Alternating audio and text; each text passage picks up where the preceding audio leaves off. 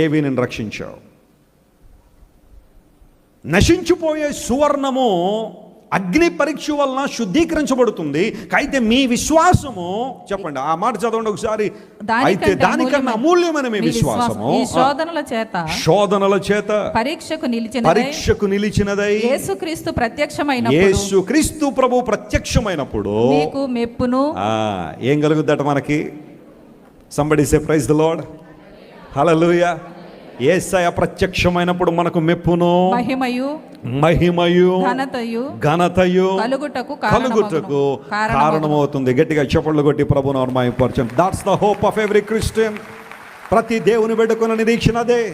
యేసుక్రీస్తు ప్రభు ప్రత్యక్షమైనప్పుడు నీ విశ్వాసానికి తగిన ఫలాన్ని, నీ విశ్వాసానికి తగిన ప్రతిఫలాన్ని నువ్వు పొందబోతున్నావు. అదేనంటే ఘనత, మెప్పును దేవుడు నీకు దయచేయబోతున్నాడు.